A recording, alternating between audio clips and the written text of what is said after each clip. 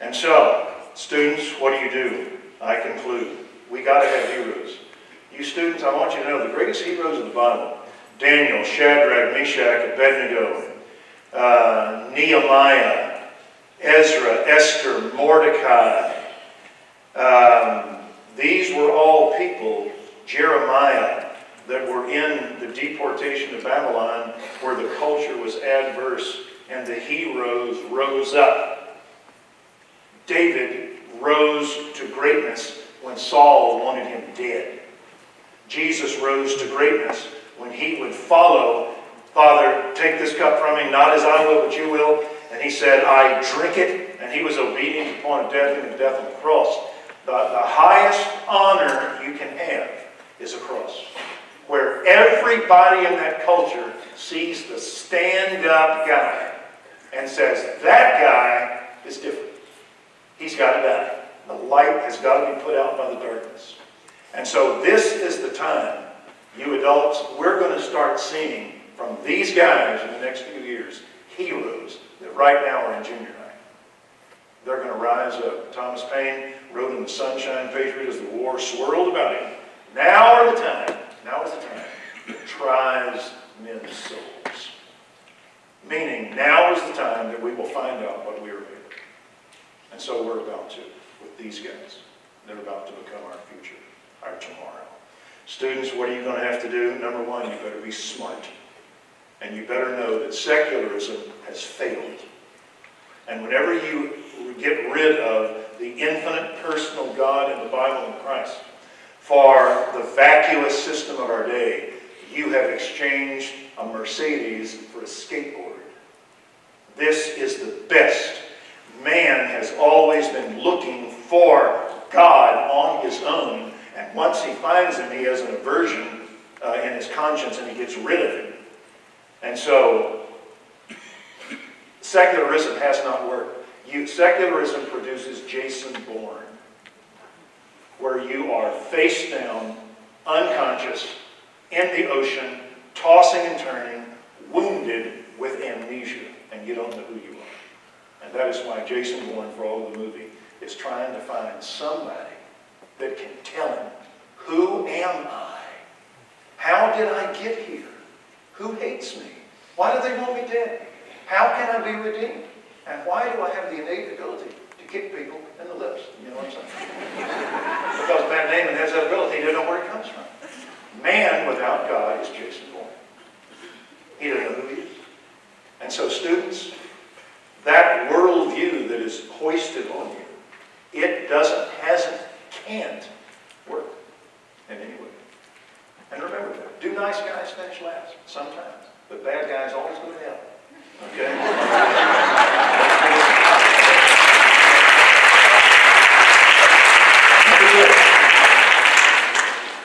I said that to a guy in the gym one time. He did. He said, nice guys finish last. I said, yeah, bad guys go to hell. And he went, oh, you didn't know what to say. I had, don't take a whole lot to out-argue a win. Sorry. Number two, young studs, you need not just to have that conviction, but you need to have moral conviction that says, I will go this far and I will go no further. I don't care what Hollywood or the media says. I will not mess with a girl that has not made the commitment to be my wife. I will not have it. I will not mess with a boy unless he has earned the right to my body by his faithfulness to follow God. There are some men and women who can't be married, ever, because they have no sense of who God is. You have men that are called rogue males and women that are called man-eaters. And neither one of them can ever be married to anybody. And so, young studs, you've got to have a conviction that I believe in the Bible, I believe in the God who gave it, I believe in man in the image of God, I am not amoral, I do not abort children, I do not do lousy work on my ethics in my job. Whatever I do to the glory of God. And you're going to have to be, in this culture, a rebel against this culture. You're going to have to be like Daniel, that made up his mind he will not defile himself with king choice food. Daniel, you got to eat this food we sacrificed to idols. Daniel said, not now, not ever. Shadrach, Meshach, and Abednego, you got to bow down to this idol. No, then we will throw you in the fiery furnace. Well, you throw me then, because our God can deliver us, but even if he doesn't, let it be known, I don't go this far. I stop right here. I will work for you. I'll be the best employee you got. I will counsel you on your divine dreams and tell you what they mean. And I will tell it straight to you. But this I will not do. Joseph, I will be such a good son that my brothers will hate me as a good shepherd. Then they can throw me in slavery, and I will be such a good servant that they will elevate me and give me the checkbook to Potiphar's house. And if I get thrown in jail for what I did not do, they will end up giving me the keys of that jail. I will be Otis Campbell. Does anybody know what I'm talking about right there? Andy Mayberry, they gave Otis the keys to the jail. Because he had convictions. I don't care where you put it. And the day came that they made him Prime Minister of Egypt. Did he have to do anything different? Nothing. He simply behaved his convictions. Christ will be obedient to the point of death. And before he dies, he will take care of his mother. Son, behold your mother. Mother, behold your son. He will lead this guy to Christ. He will lead the executioner to Christ. He will take the spit. He will take the hits. And then he will commend his soul to God after he atones for sin. That is when you're on the varsity. That's what Jesus would do. And so, you have to have convictions of where you will not go. And then thirdly, you can't be eccentric, off-center. You've got to be excellent. You can't be different. You've got to be better than what they do. You've got to be the best. When I was a young guy, how many of you guys remember Woodstock? Sex and Mud, all right, in New York. Woodstock was this festival of the 60s, and then it was followed by Altamont, where it erupted in violence, and they hired the Hell's Angels to bring order. Not a good hire. And they ended up beating a guy to death, and they set the place on fire. That was called the death of the 60s. It didn't work. And it ended up in drugs, and then all the pagans came into Haight-Ashbury, and it ended up in sex and drug traffickers, human traffickers, pedophiles, you name it. That's why, whenever you went into what was it called? The something park, Citizens Park in San Francisco? People's Park. Whenever you went into People's Park in San Francisco, you walked through a big frame. You had to have a different frame of reference. You got rid of God. And by the mid-60s, they officially had a burial of the hippies because it didn't work. All we got out of it was Manson and drug addiction and venereal disease. The 60s didn't work. That's why we had the 70s and all went back to the Carpenters and Catherine and Tennille. Y'all know what I'm talking about. It was just the rejection of the whole thing. And God, how many of you guys remember dancing in the 70s? Stockton, are you with me? Remember how great it was to be a white guy in the 70s? Because anybody could dance. There were no rules on dancing. Great time to be a white male. And it didn't work. People got tired of people that you couldn't tell they were good dancing or just in oxygen debt. And so they invented disco. Are you with me? Stockton. That was the death of the white man. Right there. Let me continue. You've got to have convictions. You've got to have excellence. My point. After Woodstock, you know what we did in my generation? We had Expo 72. We had our gathering at the Cotton Bowl in Dallas, and we left the Cotton Bowl cleaner than when we got there. And the whole world publicized. The Christian kids are better than the rock musicians. And it ended up in kind of a mini revival in the 70s. And then, number 4, you got to be missional. Jesus said that he has come into the strong man's house, he has bound him, and now he is plundering his possessions. I'm going after them. You don't play hockey goalie with the world, students, and just try to defend your turf. You get preemptive and you go after them. I will convert you. You will not come after me. Go, therefore, and make disciples. You get after them. You know, when I trusted Christ I heard the gospel over a guy came into my room, shared the gospel with my roommate. He listened to it. And it ricocheted off him. He blew it off and it hit me. I got converted. He asked my roommate, he said, "What are you? You a Christian?" He said, "Yeah, I'm a Christian." He said, "What is a Christian?" My roommate gave him what he thought the answer was. He said, "It's somebody who keeps the Ten Commandments." That's what he thought. That's what I thought. He could have said a number of things. He could have said, "Name them." My roommate would have been in trouble. Even worse, he could have handed him the Bible and said, "Find him."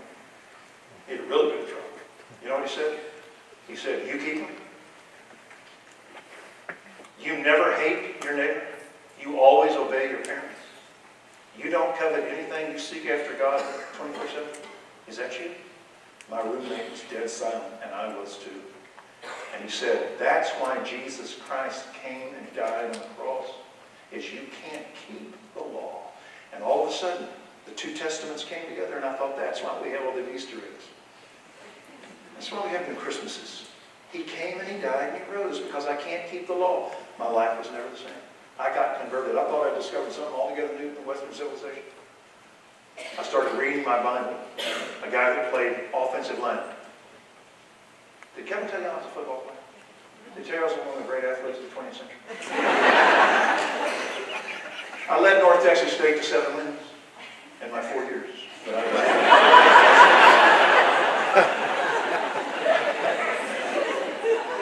But I lost 2 years through injuries. But nonetheless, I got saved, and I didn't know anybody else knew this. And I was reading my Bible. I was cutting class just so I could stay and read my Bible. I had found truth. You dig? I found truth. That was the greatest thing I ever found. And I could not, it started with in the beginning. It walked me through the story till Christ came and died, and the gospel went to the Gentiles, and he came back and whistled everybody else pooed. Second coming. And I thought, this is it. A guy comes up to me in the weight room, and he says, it was an offensive lineman. He said, "What happened to you?" I said, "What do you mean?" He said, "You're not," and he looked at the words, he said, "You're not dark anymore. You're happy, you're up. What happened to you? You want to know?" "I want to know. I want to tell you. Tell me. You know this Jesus stuff? You the Church of Christ people knew about Jesus." "Yeah." I said, "It's real. He is the Son of God. The Bible is true. He died and he rose from the dead. And all that stuff we're trying to find, we're not going to find it. He provided it." "The heck you said. That's fact." He left away, went on for the summer. I came back for 2-day workouts. He greeted me in the athletic dorm. This guy never smiled. His name was John Bowles. You ever seen that cartoon, The Grinch, that stole Christmas? Remember how he smiled? He never smiled, right? And he smiled at me. And I said, "You did it." He said, "I did." He said, "I had a date with a girl that had the same story as you. I put the two together, and I got saved." I named my second-born son after this guy. He's still my best friend, John Bowles. Came into my room one day. John and I started rooming together. A guy that played center for us from Abilene Cooper. He was the head drug supplier on our team. All right. I think he let us, as a matter of fact. He came down to our room, and he was sitting there talking to John, and John's telling him what I had told him about Christ. They were talking about the rapture. 2 offensive linemen talking about prophecy. That's right. And John looked at me. He said, "Tommy," he knew I was the scholar because I had a Bible. I've been a Christian 4 months. "Tell him what you told me." I said to Clark, I told him what God told me. Clark got up, went down to his room, got saved, came back. John Bowles, Clark Lawrence. I named my second-born son John Clark after those 2 men. And you know what? I became a student teacher at Louisville High School. I shared the gospel with guys. They trusted Christ on a football team. Then they said, "Could you speak to the school?" And I found out this was the greatest thing. No matter how you make your money, but to make your life introducing men and women to Jesus Christ. I said, this is what I've been looking for. Be smart, have convictions, excellence, be missional, and stay together. You stay together. You surround yourself with the best of men. You get back to back, and you start going through this world and start bringing people to faith and standing firm. You know, a man without Jesus is just a man wishing that there is a Jesus. If there was no Jesus, we would dream about Jesus. High schoolers, you got to find the 3 bigs. Who is my master? Christ or the devil? You don't pick one of them. What is my mission? Earthly glory or divine glory? You got to pick one. And who is my mate? Who am I going to do this with? I praise God for those 3 decisions, because all of life is just the outworking of those 3 decisions. Christ is my master. His word is my standard. Souls, God, and glory is my goal. And I'm going to get a mate to run hand in hand with me. When you get married, you just look right and left at the person running the race for Christ the same level you are. And just see who's running next to you. All right? And then wave at them. Hey, how you doing? If they slow down, keep going. If they veer off, you stay straight. But after a while, you'll see that girl, you'll see that guy. And you just say, hey, come on. And you hold hands. And you run together. You create humans. It's fantastic. If I died today, my wife would breathe for about an hour. Because she knows why she is here. And that's to see people come to Christ. And together we run. Those are the decisions you got to make. I'm going to pray. Father in heaven, thank you for this school. And Lord, I pray that their lives will be just half as good as their orchestra, their choir, their band, their arts, their drama. What talented, beautiful students. Beautiful as their countenance. I pray, God, that they would be rebels, that they would not be so weak to acquiesce to the slovenly failure of a system, of a God-less, standard-less society, an excellence depraved society that has lost its sense of shame. I pray for radicals that at the root of their being, the radix of their soul, are possessed with the glory of God. That from this school would rise up heroes and stars that lead the many to righteousness and that hunger for wisdom. Raise up stars from this school. Let them never wander. Let them see each other 50 years from now and to say to each other, I'm still in the race. How about you?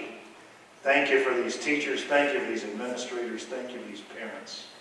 Thank you for this building.